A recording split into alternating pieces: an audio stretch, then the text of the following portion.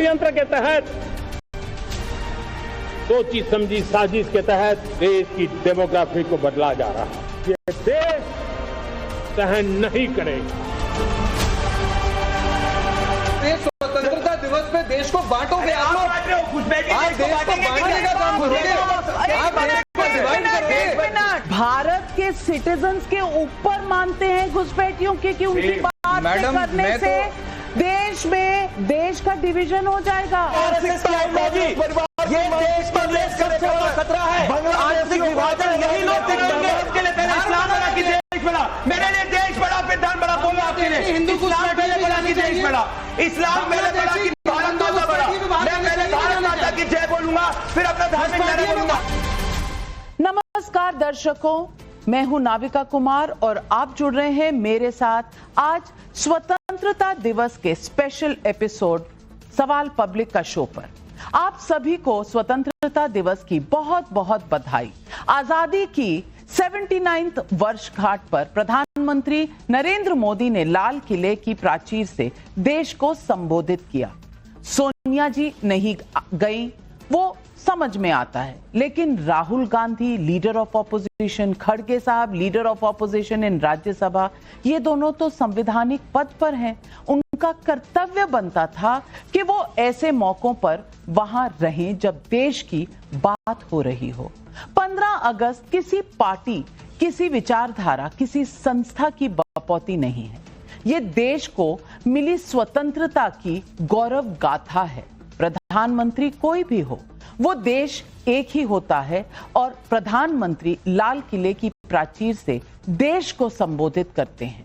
आज नरेंद्र मोदी ने 12वीं बार इस परंपरा का निर्वहन किया। देश के दुश्मनों को ललकारा, ऑपरेशन सिंदूर की बात की, पाकिस्तान और पाकिस्तान प्रायोजित आतंकवाद को चेताया भी, आत्मनिर्भरता पर जोर दिया। लेकिन सबसे बड़ी और नई बात, देश को खोखला कर रहे, अंदर ही अंदर खाते जा रहे घुसपैठ के मुद्दे को भी लेकर प्रधानमंत्री ने देश के सामने रखा। प्रधानमंत्री मोदी ने कहा कि सोची समझी साजिश के तहत देश की डेमोग्राफी बदलने की कोशिश हो रही है। एक नए संकट के बीज बोए जा रहे हैं। सॉल्यूशन के तौर पर प्रधानमंत्री ने हाई पावर डेमोग्राफी मिशन की बात कही। अभी पूरा देश चौंक गया था जब हमने ये जाना कि किसी की पत्नी पाकिस्तानी नागरिक है, कोई परिवार बांग्लादेशी नागरिक है, शहर शहर रोहिंग्याओं ने अड्डा बना रखा है। और ये सब 2-4 साल से नहीं हो रहा, ये लंबे समय से चल रहा है। अब पानी सर से ऊपर जाता हुआ दिख रहा है। यूपी, बिहार, झारखंड, असम, बंगाल ऐसे कई राज्य हैं जहां पर जल जंगल जमीन पर अवैध कब्जे का आरोप है और आज से नहीं है, बहुत सालों से चल रहा है। आसाम के सीएम हिमंता बिस्वा शर्मा तो सिर्फ 10 साल की डेडलाइन की बात कर रहे हैं। योगी सार्वजनिक मंच से मुद्दा उठा चुके हैं। ममता बनर्जी जब बंगाल की मुख्यमंत्री नहीं थी, तब उनकी जुबान भी वही थी जो आज प्रधानमंत्री नरेंद्र मोदी बता रहे हैं। लेकिन अब उन्हें शायद लगता है कि ऐसे मसलों पर चुप्पी से सत्ता बनी रहेगी। 2005 का वो वाकया जो लोकसभा में हुआ था, शायद ममता बनर्जी भूल गई हैं, लेकिन इस देश को याद है। क्यों भूलना चाहती हैं उसको?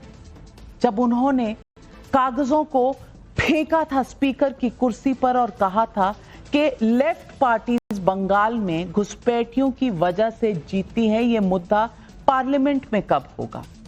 अब क्यों भुलाना चाह रही हैं, ये मुझे नहीं पता कि बात क्या है। लेकिन एक नेशनल सिक्योरिटी थ्रेट के तौर पर प्रधानमंत्री ने आज लाल किले से आवाज दी है, घुसपैठिए, भारत छोड़ो।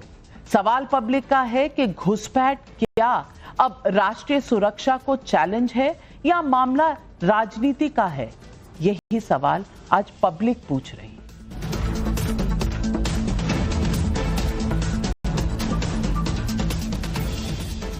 इसे संयोग कहें या कुछ और, कल ही टिस के प्लेटफॉर्म पर एक डॉक्यूमेंट्री डेमोग्राफी इज डेस्टिनी दिखाई गई, जिसमें कई अहम फैक्ट सामने लाए गए।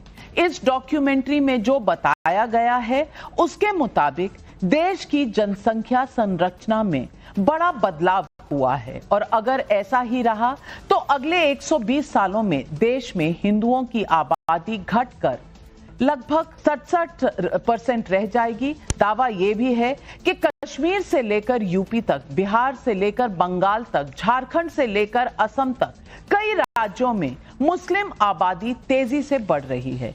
यूपी के मेरठ, मुरादाबाद, सहारनपुर और पश्चिमी उत्तर प्रदेश के बाकी जिलों को लेकर भी ऐसा ही दावा इस डॉक्यूमेंट्री में किया गया है।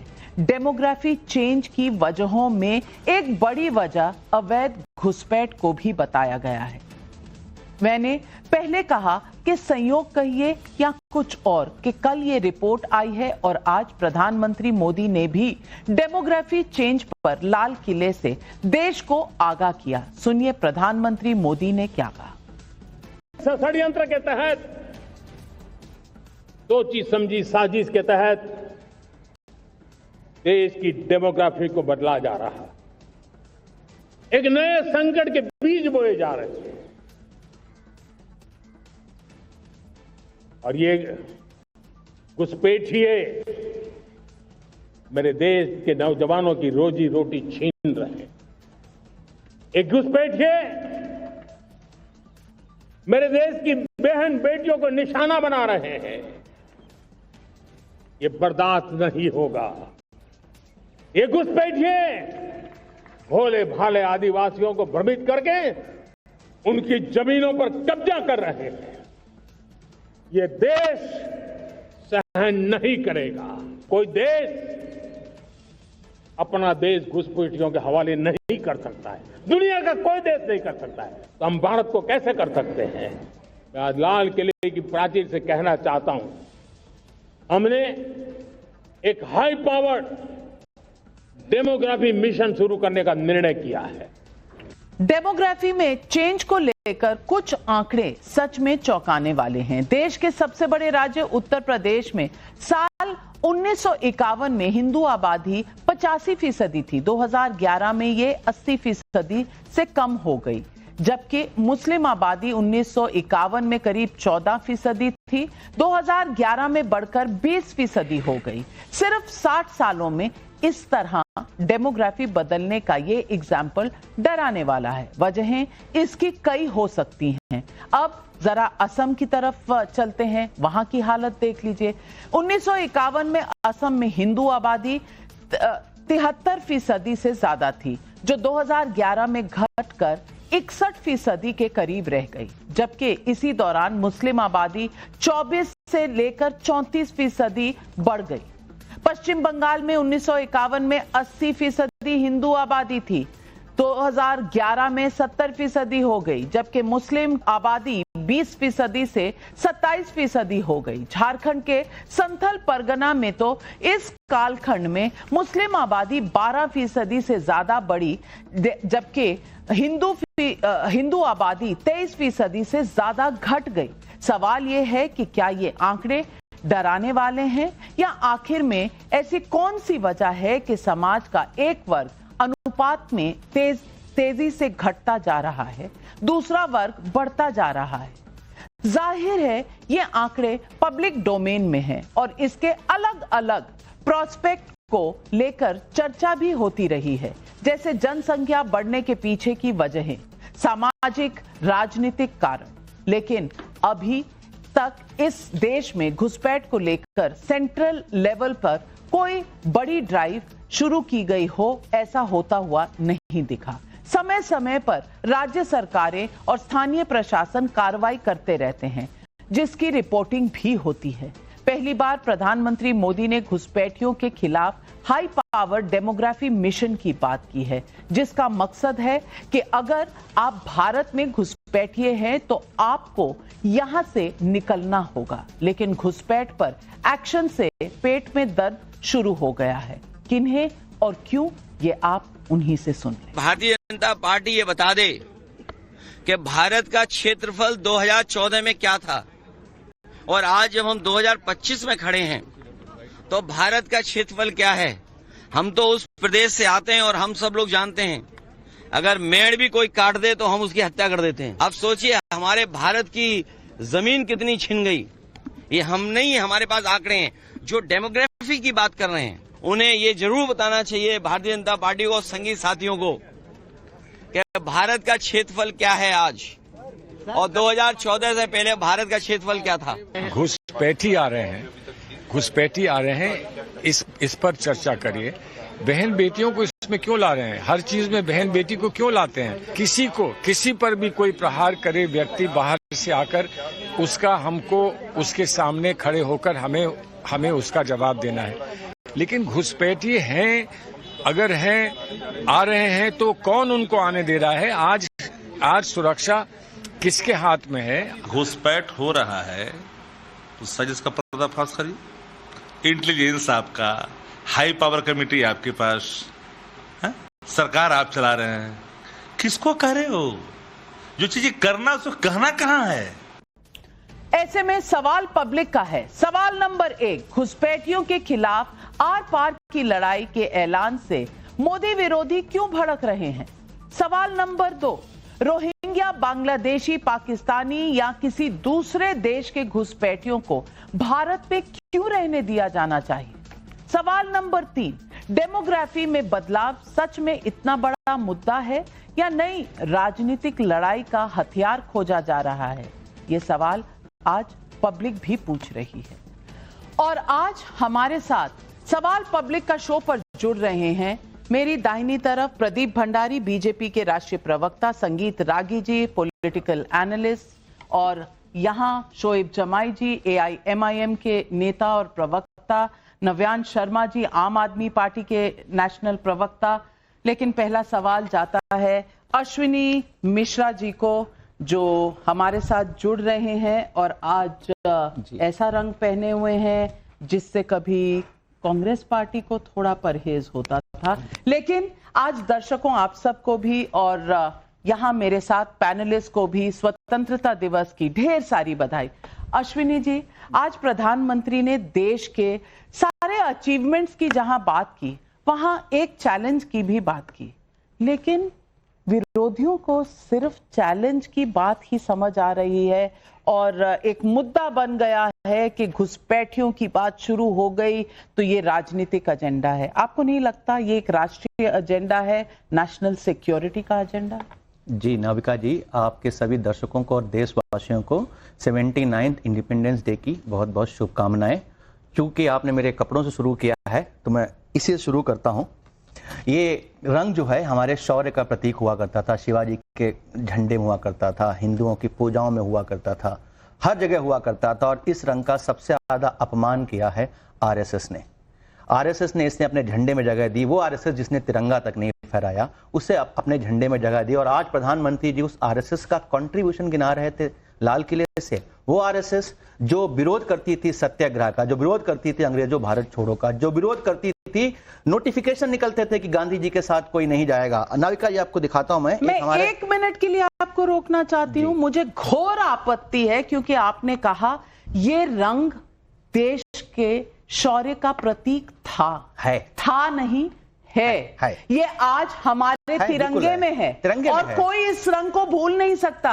ये हमारे शौर्य का प्रतीक है, रहेगा, हमेशा के लिए रहेगा। अश्विनी जी, दिल में जब ख्याल गलत हो तो जुबान पर आ ही जाता। ऐसा नहीं नाविका जी, ऐसा नहीं है। प्रतीक था, प्रतीक है, प्रतीक रहेगा। और मैं पहन के भी इसलिए आया हूं, बताने के लिए कि हम सब इस रंग से कैसे जुड़े हुए हैं। ये बहुत इंपॉर्टेंट कलर है हमारे लिए। और इस कलर का जब कोई अपमान करता है, कोई संस्था इसको अपना चुन करके अपमान करती है, तो उसके खिलाफ आवाज उठाना भी हमारा धर्म है। और आपको मैं एक दिखाता हूं नाविका जी, ये पेट्रोलियम मिनिस्ट्री का आज इंडिपेंडेंस डे सेलिब्रेशन का पोस्टर है। इसमें इन्होंने सावरकर को जगह दी है और गांधी जी के ऊपर जगह दी हुई है। ये इनके लिए फ्रीडम फाइटर हैं। ये आरएसएस की आइडियोलॉजी है। सावरकर वही सावरकर जिन्होंने सबसे पहले बाई पार्टीशन का लॉजिक दिया था कि हम एक हिंदू राष्ट्र अलग हो, मुस्लिम राष्ट्र अलग हो। वही सावरकर, वही विश्व हिंदू परिषद जो जिन्ना के साथ सरकारें चलाते थे, आज वो आजादी की बात कर रहे हैं, उस आइडियोलॉजी को हम सम्मान देते हैं, तो देश का इससे बड़ा कोई अपमान नहीं हो सकता। अब आते हैं हम डेमोग्राफी जो आपका क्वेश्चन था उस पर आते हैं। डेमोग्राफी अगर समस्या है तो इस समस्या के लिए जिम्मेदार क्यों है? आपने इलीगल माइग्रेंट्स की बात की, घुसपैठियों की बात की। कांग्रेस पार्टी हर घुसपैठिए के खिलाफ है। कोई भी इलीगल माइग्रेंट देश में नहीं होना चाहिए, बट इलीगल माइग्रेंट्स के नाम पर अगर आप देश के जेन्युइन सिटीजन्स को निकालना शुरू करेंगे तो ये देश के लोकतंत्र की हत्या होगी। ये कांग्रेस पार्टी गरीबी के खिलाफ रहती है, घुसपैठियों के खिलाफ रहती है, लेकिन कभी कुछ होता नहीं इस बात का। लेकिन प्रदीप भंडारी जी, अश्विनी मिश्रा जी आज कह रहे हैं कि कांग्रेस भी खिलाफ है। तो जब एनआरसी की बात चल रही थी देश में तो सबसे ज्यादा कौन चिल्लाया था? जब सीएए प्रताड़ित हिंदुओं की आसपास के देशों से आने की बात हुई थी तब सबसे ज्यादा कौन चिल्लाया था? मैं पूछना चाहती हूं कि याददाश्त कम है, रंगों की समझ कम है, और ये जो बोल रहे हैं कि रंगों को आपको समझाना है, ये सैफरन टेरर, भगवा आतंक, ये किसने बनाया था? शायद अश्विनी जी को ये भी भूल गया है। 2008 की बात थी ना, शायद 17 सालों में बहुत कुछ भूल गए। नविका जी, आपके सभी दर्शकों को 79th इंडिपेंडेंस डे की बहुत बहुत शुभकामनाएं। मैं इस बात को शुरू करूंगा, पहले अश्विनी मिश्रा को फैक्ट चेक करना चाहता हूं। 4 मिनट तक इनको मैंने सुना।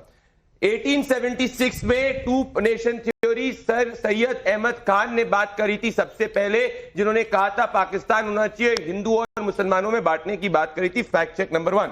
Fact check number 2, Madhya Pradesh high court का वर्डिक्ट है जिसमें उन्होंने कहा था कि सेंट्रल गवर्नमेंट एम्प्लॉइज को 50 साल क्यों लग गए, आरएसएस जैसी राष्ट्रभक्त स्वयं सेवी ऑर्गेनाइजेशन को तो हर भारतीय को ज्वाइन करना चाहिए। Point number 2। अब अगर इन्होंने ये बात भगवा की करी, राहुल गांधी के सामने करते तो अभी तक कांग्रेस पार्टी से हटा दिए जाते, जैसे वो एसटी मिनिस्टर को हटा दिया गया था, क्योंकि राहुल गांधी भगवा से नफरत करते, इसीलिए राहुल गांधी सोनिया गांधी के समय सैफरन टेरर की बात हुई थी। नविका जी, बात राष्ट्रीय सुरक्षा की है, क्योंकि डेमोग्राफी इज डेमोक्रेसीज डेस्टिनी। मैं आपको एक डेटा पॉइंट देना चाहता हूं।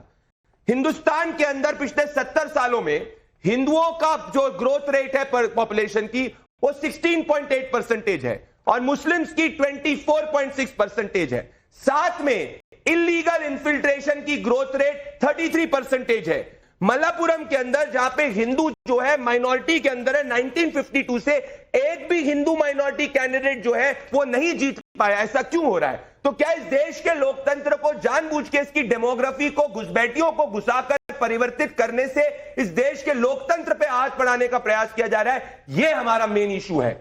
इसीलिए हम कह रहे हैं कि जहां जहां डेमोग्राफी ज्यादा बढ़ रही है वो लोकतंत्र के लिए खतरा है। इसे मैं ही नहीं कह रहा नविका जी, झारखंड हाईकोर्ट ने 2022 और 24 के अंदर जो प्रधानमंत्री जी ने नेशनल डेमोग्राफी मिशन की बात करी, उसमें झारखंड हाईकोर्ट ने कहा था 6 जुलाई 2024 को कि एक स्पेशल प्रणाली होनी चाहिए जिसके तहत घुसपैठियों को आइडेंटिफाई किए जाए और उनको बाहर छोड़ा जाए वापस से देश के। अब हम क्या कर रहे हैं इसके लिए मैं आपको बताना चाहता हूं। हम पहले एनआरसी लेके आए थे जिसमें उन्होंने विरोध किया, सीए की बात में भी ये मुसलमानों को भड़काए, परंतु हर दिन हमारी सरकारें एक एक करके घुसपैठियों के खिलाफ एक्शन ले रही है। बड़ौदा के अंदर हमने 1000 से ज्यादा घुसपैठियों को वापस भेजा, दिल्ली के अंदर 250 से ज्यादा घुसपैठियों को हमने वापस भेजा, कल ही महाराष्ट्र के अंदर हमने घुसपैठियों को आइडेंटिफाई करके वापस भेजा। तो देश वापस बांग्लादेश, टाटा बाय बाय, वो प्लांट लिया वापस चले गए। पर इसका पूरा सोल्यूशन जो जहां हमारी सरकारें हम आइडेंटिफाई करते भेजते, परंतु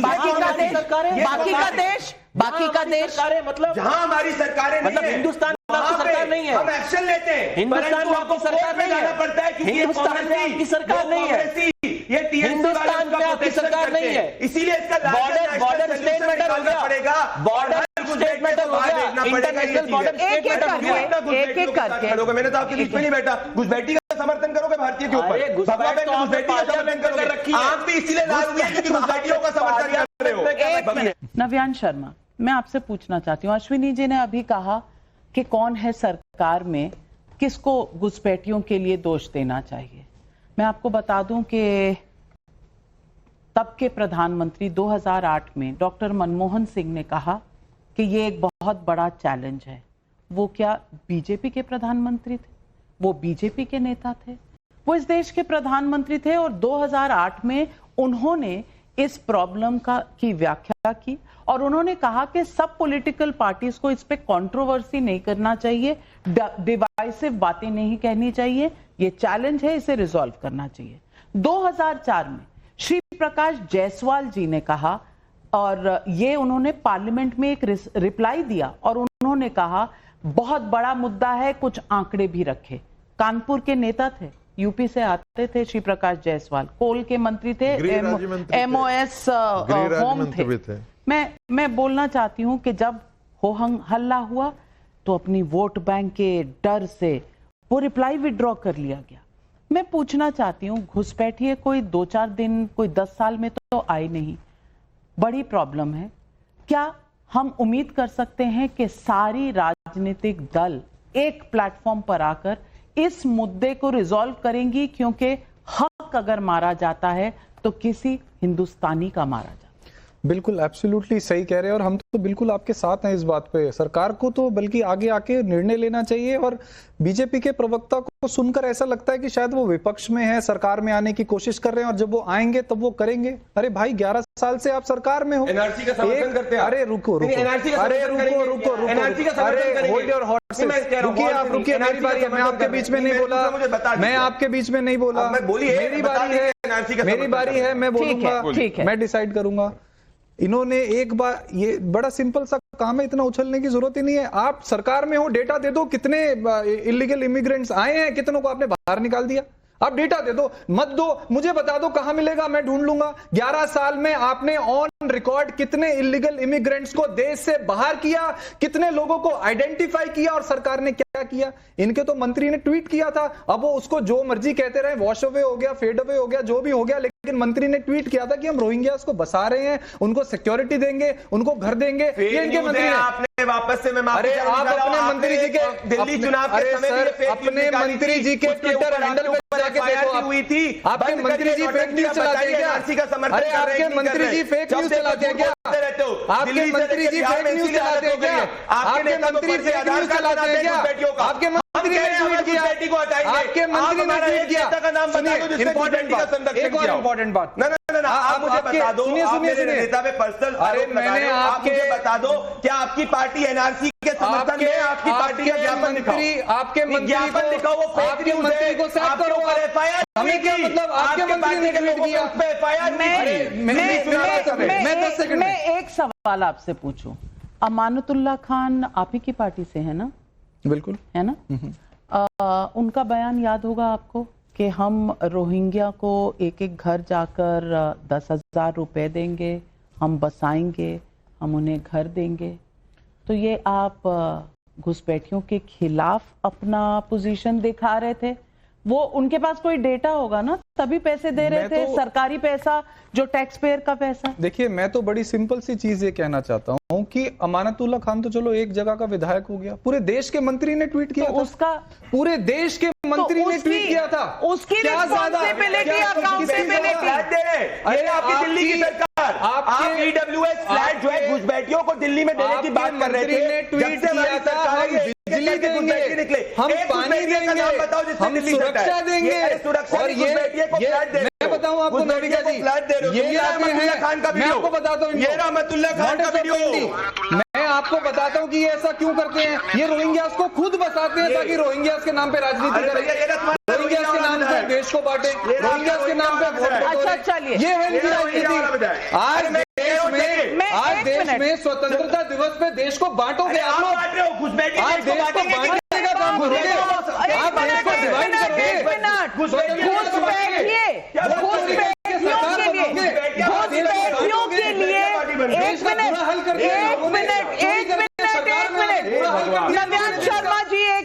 एक मिनट, आप कह रहे हैं कि इस देश में घुसपैठियों पर एक्शन होगा या उसकी बात करी जाएगी तो ये देश का विभाजन होगा। भाजपा कर रही है। आप भारत के सिटीजन्स के ऊपर मानते हैं घुसपैठियों के कि उनकी बात करने से देश का डिवीजन हो जाएगा। मैं नहीं जानती आपको घुसपैठियों के लिए इतना दर्द क्यों है, क्यों बोल रहे हैं? मेरे को भारतीयों के लिए दर्द है। लेकिन 11 साल से नकारी सरकार बैठी है जो घुसपैठियों को निकाल नहीं पाई। ये बात है। इस तरह से हमें हमारे भारतीयों के लिए दर्द है कि ऐसी घुसपैठियों के लिए दर्द हो रहा है। आज वो सामने आ गया। अमानतुल्लाह खान नहीं, यहाँ नव्यान शर्मा जी भी कह रहे हैं कि घुसपैठियों को की बात करके आप देश को विभाजित कर। मैंने कभी नहीं कहा।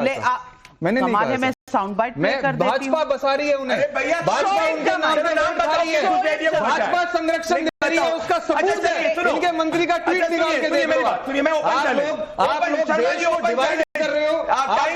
भारत के ओपन चैलेंज दे रहा हूं। कितने लोगों को आपने 2022 तक छुट्टी दी? सुनिए मेरी बात, 24 घंटे के अंदर अरविंद केजरीवाल का ऑफिशियल ट्वीट अगर करवा सकते हो घुसपैठियों के खिलाफ दिखाओ। अरे आपने मंत्री जी का ट्वीट हटवा सकते हो?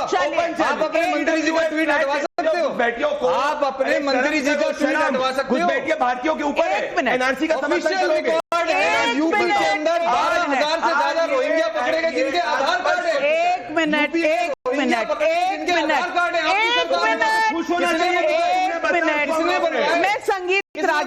मैं संगीत रागी यूपी में प्रदीप भंडारी जी और नव्यान शर्मा जी, ये दिल्ली के इलेक्शन नहीं है, प्लीज काम डाउन। संगीत रागी जी, यहां कहा गया कि भाई घुसपैठियों को निकाल देना चाहिए, हम साथ में हैं सरकार के, ये कहा गया। अब घुसपैठियों को जो आइडेंटिफाई करने का जो प्रोसेस है, वो चाहे एसआईआर हो, चाहे वो एनआरसी हो। भाई सीएए की बात हुई तो इन्होंने एनआरसी करके पूरे देश को वहां पर खड़ा कर दिया, एक चौराहे पे लाकर। और अब कह रहे हैं कि घुसपैठियों की बात करने से देश विभाजित हो रहा है। संगीत रागी, ये कौन सी सोच है? ये भारत के नागरिकों से ऊपर हो गए घुसपैठिए? एक गंभीरता, चूंकि इस पर मेरा पेपर है इसलिए मैं गंभीरता से इस चीज को बात करता हूं। बिल क्लिंटन ने एक व्यक्ति को भारत का एम्बेसडर नियुक्त किया था, सीनेट ने उसको रिजेक्ट कर दिया था, इसलिए क्योंकि टर्की की एक महिला को उन्होंने इलीगल इमिग्रेंट्स को मेड रखा था 2 साल के लिए। तो वो इतने अपने बारे में संवेदनशील हैं। हितेश्वर साक्या ने आसाम के विधानसभा में कहा कि हमारे यहाँ 300 मिलियन घुसपैठिए आकर के 3 मिलियन घुसपैठिए आकर के शरण लिए हुए हैं। मुस्लिम संगठनों ने उनके खिलाफ जिहाद छेड़ दिया और उनको अगले दिन ही वो पूरा विड्रॉ करना पड़ा। श्री प्रकाश जायसवाल का आपने जिक्र किया था, उसके बाद एक और जिक्र कर देता हूं। इंद्रजीत गुप्त सीपीआई के नेता थे और यूपीए रेजिम के दरमियान, यूनाइटेड फ्रंट सरकार के दरमियान वो गृह मंत्री थे। उन्होंने संसद के पटल पर कहा कि 3 करोड़ बांग्लादेशी यहां पर घुसपैठ कर चुके हैं। बुद्धदेव भट्टाचार्य ने इसको एक्सेप्ट किया। टीवी राजेश्वर जो बंगाल के गवर्नर थे और कांग्रेस के जमाने में जो थे आईबी के डायरेक्टर थे, उन्होंने इस पर विस्तृत रिपोर्ट की और एक बड़े अखबार में बैक टू बैक 3 लेख लिखे, चूंकि कांग्रेस के कानों पर जू नहीं रह रहा था। इसके अतिरिक्त एसके सिन्हा की रिपोर्ट है 30 पेज का, वो आसाम के लिए उन्होंने कहा कि except for the lower Brahmaputra valley entire Assam looks like Bangladesh, और पूरी डेमोग्राफी चेंज कर दी है। आईएमडीटी एक्ट को लेकर के सुप्रीम कोर्ट ने कहा कि आईएमडीटी एक्ट कांग्रेस की सरकार, जो उस समय कांग्रेस की सरकार थी, बांग्लादेशियों को बसाने के लिए लाया गया है, बांग्लादेशियों को यहां से निकालने के लिए नहीं गया है, क्योंकि कुछ के कंडीशन ऐसे थे कि उन शर्तों को यदि पूरा किया जाए तो 3000 साल में भी बांग्लादेशियों को डिटेक्ट करके बाहर नहीं किया जा सकता है। यह सुप्रीम कोर्ट का ऑब्जर्वेशन है, इसको पढ़ लेना चाहिए। अब रही बात, देखिए, सबसे पहला वोट चोरी तो इस देश में पंडित नेहरू के साथ हुआ था। पहला घुसपैठ तो इस देश में उसी समय हुआ था, आजादी के समय ही, जब किसी भी कांग्रेस के वर्किंग कमेटी ने पंडित जवाहरलाल नेहरू के पक्ष में नहीं मतदान किया था, और जो अध्यक्ष बनता वही प्रधानमंत्री बनने वाला था। क्या ब्रिटिश एजेंसी काम कर रही थी पंडित नेहरू के लिए? क्या ब्रिटिश एजेंट काम कर रहे थे जिसके आधार पर पंडित नेहरू को उस समय क्या माउंटबेटन और लेडी माउंटबेटन के साथ उनके संबंध थे, या ब्रिटिश एजेंसियां काम कर रही थी जिसके आधार पर ये कहते हैं? एक तो वो, दूसरी बात, सर उनकी देश में सुन लीजिए उनकी सरकार देश में सुन लीजिए, आज सरकार घुसपैठिए के मुद्दे पर मैं बात कर रहा हूं। देखिए, सुन लीजिए, इस देश का विभाजन जब 23% मुस्लिम आबादी हुई थी, उस देश पर विभाजन थोप दिया गया था। 9.4% इस देश में मुस्लिम रहे थे, बाकी के 13.4% के लिए 35% पाकिस्तान बना था। वो आज 9.4 जो है वो 17 हो गया है या 18 हो गया है, भगवान जानता है। पिछली जनसंख्या के गणना में 14.6% था। हिंदू आबादी घट रही है, मुस्लिम आबादी लगभग दुगनी हो रही है। मैं मानता हूं कि इस देश में बढ़ती हुई मुस्लिम आबादी जो बांग्लादेशी मुसलमानों के घुसपैठ, रोहिंग्याओं के घुसपैठ और जनसंख्या के वृद्धि दर के कारण हुआ है, इस देश के लिए आने वाले दिनों में खतरा होगा। यदि पश्चिम बंगाल और की आबादी यदि बढ़ती है मुसलमानों की, तो बांग्लादेश दोहराया जाएगा पश्चिम बंगाल में। ये मत भूलिए कि कश्मीरी पंडितों के साथ जो हुआ है, बांग्लादेशी हिंदुओं के साथ भी होगा, आसाम के हिंदुओं के साथ भी होगा, उत्तर प्रदेश के हिंदुओं के साथ भी होगा। अगर हिंदू राष्ट्र बनना होता, अगर हिंदू राष्ट्र बनना होता तो बन जाता, लेकिन 9% से अगर 18% हो गए हैं मुसलमान, कांग्रेस पार्टी और गांधी परिवार, तो हिंदू राष्ट्र तो ये कहीं से नहीं है। एक मिनट, शोएब जमाई आइडियोलॉजी को देश पर नहीं थोप सकते। ये देश कॉन्स्टिट्यूशन से चलेगा, आइडियोलॉजी से नहीं चलेगा, नहीं बनेगा। एक एक करके शोएब जमाई, अब शोएब जमाई, अश्विनी जी, मैं ये डिबेट रोक दूंगी अगर आप लोग शोएब जमाई को बोलने का मौका नहीं देंगे। ये इस डिबेट में 5 पैनलिस्ट हैं, 5 को टाइम मिलना चाहिए। शोएब जमाई जी, मैं आपसे पूछना चाहती हूं और पब्लिक का भी सवाल है। ये सवाल पूछ रहे हैं हिमांशु नौटियाल, रुद्रप्रयाग, उत्तराखंड से। घुसपैठियों पर एक्शन की बात से मोदी विरोधी क्यों बिलबिला रहे हैं? क्या वोट बैंक खिसकने का डर सता रहा है? विवेक शुक्ला का कानपुर यूपी से सवाल है। घुसपैठियों को लेकर बयानबाजी तो काफी समय से हो रही है, लेकिन सरकार इनके खिलाफ कड़ा एक्शन कब लेगी? ये सवाल जायज हैं और यहाँ घुसपैठियों की बात हो रही है, भारत के नागरिकों की बात नहीं हो रही। इतना गुस्सा क्यों है मोदी विरोधी? नाविका जी, चूंकि आज संसद प्रधानमंत्री जी ने लाल किले के प्राचीर से जो बातें कही है उस पर भी हमारी पार्टी ने रिएक्ट किया, तो मैं दोनों मुद्दों पे कहूंगा कि आज की स्पीच पे और ये घुसपैठिए पे। सबसे पहली बात कि आज जिस तरीके से आरएसएस का महिमा मंडन रेड फोर्ट के प्राचीर से किया गया, ये देश की स्वतंत्रता आंदोलन में अपनी जान की कुर्बानी और आहुति देने वाले लोगों के लिए इंसल्ट है, एक बेइज्जती है। जब इतिहास को इस तरीके से तोड़ मड़ोड़ के पेश किया जाएगा तो ज़रूरत है कि सही इतिहास को बताया जाए और लोगों को याद भी रखना चाहिए कि कहीं ऐसा ना हो कि आने वाले समय में जो लोग ब्रिटिश सोल्जर के फुट सोल्जर्स थे उनको तो आप ब्रेवरी का यहाँ से नायाब नमूना बना दे, और जिन्होंने देश की आज़ादी में अपनी आहुति दी है उसको जो है उन्होंने क्या बोलते हैं, आप उसको पीछे कर दें। अब क्या ये भूल गए कि जब ट्राई कलर, जब तिरंगे की बात आ रही थी तो सबसे ज्यादा विरोध MS गोलवालकर जी ने अपनी किताब में बंच ऑफ थॉट्स में किया था कि ये कांग्रेस इसको क्यों अपना रही है ट्राई कलर को। ट्राई कलर कौन था, किसने यहाँ से इसको डिजाइन किया? बरदीन सुरैया तैयब जी ने किया, ठीक है ना। दूसरा, अब सुनिए, अरे सुनिए, अपनी बात कर लीजिए। आजादी पैसे में मिली थी कि 47 में मिली थी? अपनी बात कर लीजिए। नहीं, वो बात नहीं, उन्होंने उससे बात किया था। ये आपका देश प्रेम, जो लोग तिरंगे का विरोध करते हैं उनका आप महिमा मंडन करते हैं। अब आ जाइए आप यहाँ से इस पे घुसपैठिए। अरे सुनिए, अरे आपने अपनी बात की, मैंने कुछ टोका नहीं ना। अब आप, हमारी बारी है तो हमने बोलने दीजिए। आप घुसपैठिए की बात करें। सवाल ये है कि देश की सिक्योरिटी का मामला, अभी SIR हुआ बिहार में, उन्होंने कहा कि 65 लाख लोगों को हमने बाहर किया, 62 लाख लोगों को। जो डेटा दिया इलेक्शन कमीशन, उसने कहा कि इतने लाख जो है वो मृत हो गए, बाकी लोग जो है माइग्रेट कर गए, बाकी लोगों के 2 वोटर कार्ड यहाँ के बने हुए थे उसको हमने मर्ज कर लिया। कोई भी डेटा SIR के जरिए से इलेक्शन कमीशन ने ऐसा नहीं दिया जिसके बारे में उसने ये कहा कि भाई ये घुसपैठी है। आप कहते थे कि SIR करेंगे तो घुसपैठिए निकल जाएंगे, फिर जब SIR की बात आई तो आपने कहा नहीं, इलेक्शन कमीशन आइडेंटिफाई नहीं करेगा, वो तो होम मिनिस्ट्री करेगी। तो होम मिनिस्ट्री करेगी तो फिर क्यों यहां से अमित शाह जी कह रहे थे कि हमने जो है वो घुसपैठियों को आइडेंटिफाई कर लिया। तो भाई आइडेंटिफाई कर लिया तो कहां आपने डिपोर्ट किया, उसका कौन सा आपके पास डेटा है? आप संसद में रख देते। आप इतने यहां से ये है कि आप उसमें विभाजन कर रहे हैं। मतलब अगर बांग्लादेशी घुसपैठिया, सुनिए, बांग्लादेशी घुसपैठिया हिंदू है तो आप कहेंगे नहीं आओ आओ आओ, बांग्लादेशी घुसपैठिया मुस्लिम है तो कहे नहीं जाओ जाओ जाओ। अरे घुसपैठिया के बारे में आप चिंतित इसलिए कि अरे घुसपैठिया है, आप क्यों मुस्लिम समाज अलगाववादी पूरी दुनिया में बड़ा ये खतरा है। प्रदीप भंडारी जवाब दे रहे हैं। सवाल आपने उठाया प्रदीप भंडारी। जवाब देता हूं। अरे देश बड़ा है भैया, सुनो मेरी घुसपैठिया में आज यहाँ पे ज्ञान कौन दे रहा है? रजाकारों के वंशज। मैं आपके बीच में नहीं बोला था, शोएब जमाई के बीच में नहीं बोला था, आवाज नीचे करिए। जब देश आवाज नीचे करिए, मैं आपके बीच में नहीं बोला था, तुम मैं बोला था अब आवाज नीचे करो। मुस्लिम घुसपैठिए शोएब जमाई, नविका जी वरना फिर मैं इनको बोलने दूं।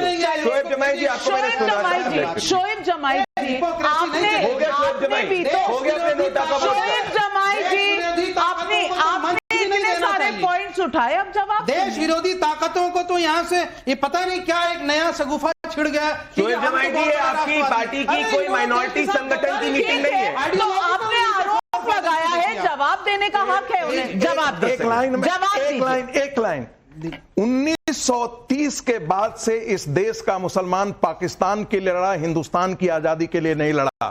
मैं फिर ये बात कर रहा हूं गंभीरता से। तैयार नहीं हूँ। नहीं, संगीत राजी जी, संगीत राजी जी, ये सही नहीं है, ये सही नहीं है। नहीं, आप इस तरह से नहीं कह सकते। नहीं,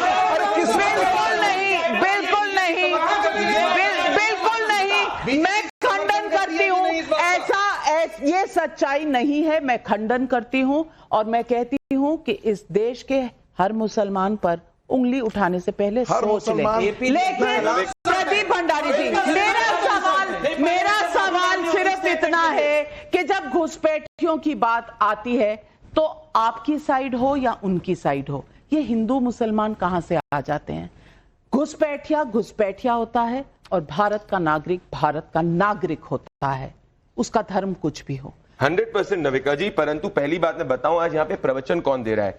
रजाकारों के वंशज एमआईएम पार्टी वाले, जो हैदराबाद को भारत से अलग करना चाहते थे, जिन्होंने 1937 से 48 के बीच में चुन चुनकर हिंदुओं को मारा, वो आपकी असलियत है। याकूब मेनन जैसे आतंकवादी के लिए खड़े रहे सुप्रीम कोर्ट में अर्जी देने के लिए, यह आपकी सच्चाई है। अब सुनो, फ्लैग इसीलिए कोई प्राइवेट बॉडी पे नहीं आ रहा था क्योंकि सुप्रीम कोर्ट की हियरिंग थी। अब तो मुझे बताओ, क्यों आतंकवादियों के लिए हमेशा खड़े होते हो? क्यों गाजा के क्यों आतंकवादियों के लिए खड़े होते हो? हमास के आतंकवादी के लिए तुम खड़े होते हो, जाके याकूब मेनन के लिए तुम खड़े रहते हो। हमें बात करोगे घुसपैठिया को तुम मुसलमान क्यों देखते हो? हम घुसपैठिया की बात करते हैं, मुसलमान की बात करते हैं। एक चीज बताओ, जब हमने अरे हिंदू या धार्मिक रूप से शरणार्थियों को देखते हैं, अरे क्यों आप लोगों ने बांग्लादेश के अंदर हिंदुओं की पॉपुलेशन को कम किया? चुनकर हिंदुओं के मंदिरों को आप लोग क्यों बोल रहे हैं? आप ये भारत के नागरिक है, बांग्लादेश के नागरिक नहीं है। तो यहीं पर विभाजन का, यहीं पर सबकी बातों में विभाजन की बू आ जाती है। और प्रदीप भंडारी जी, आप उन्हें नहीं कह सकते कि आप लोगों ने बांग्लादेश में हिंदुओं को कम किया। वो हिंदुस्तान के नागरिक हैं। बांग्लादेश में जो हुआ वो बांग्लादेशी मुसलमानों ने किया। इस्लाम बड़ा कि देश बड़ा? आप बताइए, आपके लिए पहले इस्लाम बड़ा कि देश बड़ा? मेरे लिए देश बड़ा, फिर धर्म बड़ा। बोलो आपके लिए इस्लाम पहले बड़ा कि देश बड़ा? इस्लाम पहले बड़ा कि भारत माता बड़ा? मैं पहले भारत माता की जय बोलूंगा, फिर अपना धार्मिक मैंने बोलूंगा। आप क्या बोलोगे पहले? आप क्या पहले बोलोगे? नहीं बोल सकते, ये नहीं बोल सकते। हम सबके लिए भारत माता पहले होती है। आप पहले भारत माता बोल नहीं सकते हो। एक मिनट पैनलिस्ट, आसाम के अंदर जो शो का नाम है, इस शो का नाम है सवाल पब्लिक का, और आज पब्लिक के सवाल मैं उठाना चाहती हूँ। अनुराग बिश्नोई पानीपत से पूछ रहे हैं सवाल, डेमोग्राफी चेंज होने के लिए क्या राजनीतिक पार्टियां ही जिम्मेदार हैं जिन्होंने वोट बैंक के लिए उन्हें बसाया? सवाल सुनील अंबेडकर का मुंबई महाराष्ट्र से भी है। शोएब जमाई से सवाल है कि उनकी पार्टी का नाम ऑल इंडिया मजलिसे इत्तेहादुल मुस्लिमीन क्यों है? ये कैसे पड़ा? जवाब शिवसेना आपका है, शिवसेना के साथ आपका अलायंस भी है, सिंधिया जी की शिवसेना। तो आप मुसलमानों की पार्टी हो ना, आप मुसलमानों की पार्टी हो ना, तो हमारे देश में यहाँ से हमने अकाली दल भी, आप मुसलमानों की पार्टी, अकाली दल भी देखा, 1998 में जब घुसपैठियों को हटाने की बात कर रहे थे, तब आप लोगों ने इस देश में जिसके साथ भैया हम कहते हैं घुसपैठिए, शिवसेना जिसके साथ बीजेपी का आप बात रहे हो घुसपैठियों के लिए, घुसपैठियों के लिए लक्कड़ उठाओगे आम आदमी पार्टी वाले। अच्छा, घुसपैठियों की बात करने से देश बच जाएगा, घुसपैठियों की बात करने से देश बच जाएगा। एक मिनट नव्यान शर्मा जी, एक मिनट नव्यान शर्मा जी, नव्यान शर्मा जी, थोड़ा सा कान खोल लें, मेरी आवाज अब इससे ऊंची नहीं जा सकती। प्रकाश अवस्थी का बागपत यूपी से सवाल है और ये आम आदमियों का सवाल है, आप तो कम से कम बीच में बाधा ना डालें। घुसपैठियों को देश से बाहर करने के मिशन में विरोधी दल सरकार का साथ देंगे या फिर वोट बैंक की राजनीति ही करते रहेंगे?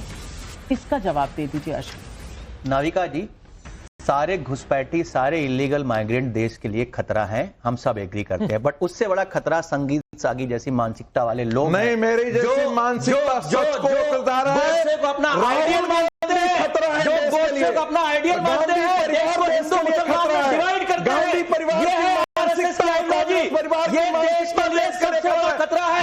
आंतरिक विभाजन यही लोग करेंगे, ये देश जितना हिंदू बांग्लादेशी मुसलमान है, इन्होंने अभी बोला कि सारे मुसलमान पाकिस्तान परस्त है, क्या कर्नल सोनिया मुसलमान परस्त है, क्या एपीजे अब्दुल कलाम पाकिस्तान परस्त है?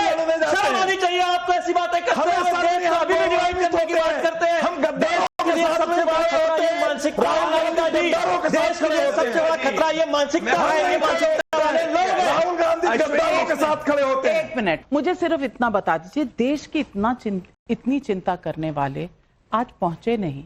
आज इस देश का तिरंगा लहरा रहा था और लाल किले से, लाल किले के प्राचीन से लहरा रहा था।